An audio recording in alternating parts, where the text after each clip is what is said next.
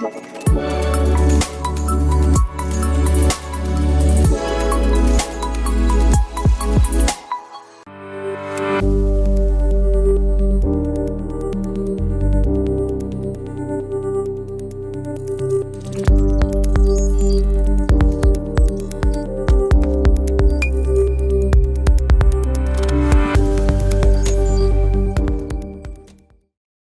boys and girls.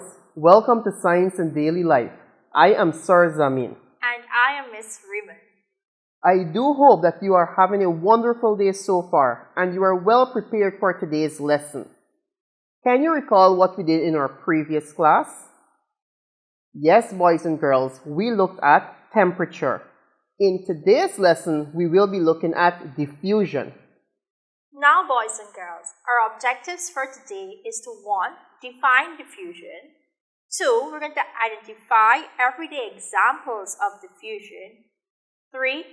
We're going to state what is meant by the term concentration and concentration gradient. And lastly, we're going to conduct a small experiment on diffusion in liquid.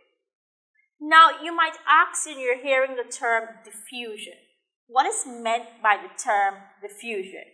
This is the movement of particles from a place of high concentration to a place of low concentration until there's a balanced concentration.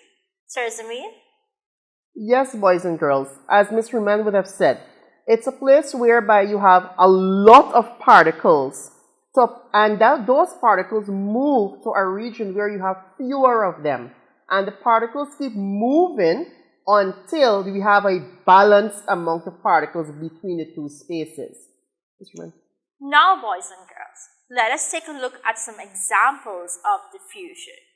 Have you ever probably used a perfume or maybe an air freshener, and you spray that perfume and you spray it on you, but then somebody on the outside say, you know what, the person is smelling good or something is smelling good. What do you think really occurs there? Now, what happens is that when you spray that perfume, the concentration of the perfume particles in that area is very high. For example, you spray it on your body. But that particle or that scent, it moves from where you are to another position that somebody else on the outside is smelling it. So diffusion is the movement of that smelly particle through particles of air from an area of high concentration, which is your body, to an area of low concentration where you did not spray that perfume. And in addition to Mr. Man, even the garbage truck students, you can smell it from a distance and you're like, what smell like that? And when perhaps you peep through your window, the garbage truck is approaching, but it's not there in front of you. So how is it you can smell it from afar? By the process of diffusion, where you have a lot of stinky particles in one area and it travels towards your area. And Mr. Man, when you're talking about the perfume, it's like when I walk in a room, yes. Right? Now, boys and girls, there's another example we can look at. If you're living maybe close by to a bakery or somewhere that bakes pastry or cakes, you would know that scent is so amazing. It makes us feel so hungry. How is it that from the oven, you are smelling it to your nose or in your home? Or when you're walking on the road, it is the same process of diffusion. From an area where it's high, which is the oven, to an area where it's low, whereas in the surrounding where you're standing on the outside or maybe in your homes. Another wonderful example I would like to share with you students is if perhaps you're driving up to Timeri, perhaps to go to the airport or to Soesdijk, or even if you're going to Splashman up the Linden Highway, you would tend to pass DDL, where from a distance you would smell that distillery from afar. Sometimes it makes you a bit upset, or sometimes people enjoy that scent even, right? So how is it that you smell it without even reaching to that area? The process of diffusion is involved. Now, we're talking a lot about concentration. What is concentration? This is the number of particles of a substance present in a particular area. For example, you have 10 balls And these 10 balls is what we consider the particles of that particular area. So it's a concentration of that number of particles that you have in a specific area. Now, we want to move on a little bit with an activity. Here you can see we have students' representation, both boys and girls. In your classroom, for example, let's say your teacher is saying all of the students is to go on one side of the classroom. And you have all of you on the left-hand side. And we ask just 3 persons to go on the right-hand side. What do you think we're trying to say or implement here? We're trying to show high concentration to low concentration, where you have all the students, that's high concentration. Where you have the smaller amount of students, for example, 3 or 4 students, that is low concentration. So you go from high to low concentration. So students, Ms. Riemann would have defined for you what concentration is. In our overall definition for diffusion, we would have also mentioned concentration gradient.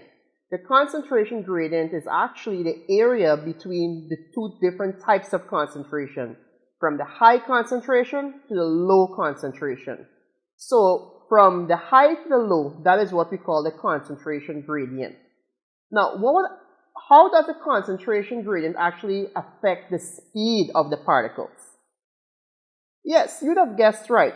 If we have a very high concentration, the particles would tend to move faster, as though if we have a less high concentration.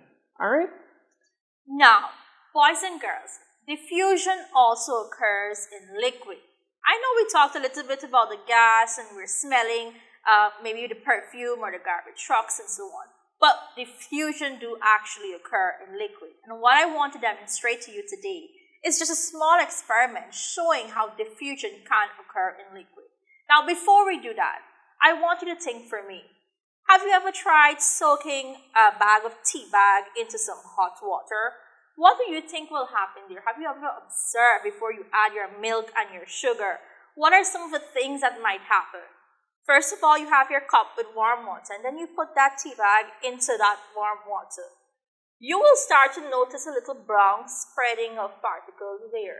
And do you know that is actually diffusion in liquid from the tea bag into your cup of hot water. And then you will go on to add your milk and your sugar and so on. But that is one aspect of diffusion in liquid. We will also show you another aspect of diffusion in liquid right now. Here you can see we have a beaker with water and some potassium permanganate. What we're going to do is just drop a little bit of your potassium permanganate into the water and we'll observe. What do you think will happen after 5 minutes in the beaker? Take a close look. So our water was plain or colorless as we would want to say. And when we dropped that potassium permanganate, it began to have that magenta pink color. But can you say what will happen after about 5 minutes? Let's take a look. Yes, boys and girls, as you can very well see here, that the coloration is very concentrated at the bottom of the beaker and it is slowly rising to the top. Now, the movement of the particle of the potassium permanganate will continue to move from bottom to top, where, as we would say, it's highly concentrated to low concentration until this water will have completely turned to magenta, as Miss would have said. So the entire solution will get one uniform coloration. We will show you that uniform color in just about 5 to 10 minutes. A few minutes later. As you can see, boys and girls, we have a uniform color of magenta, or maybe we can say a purple color here.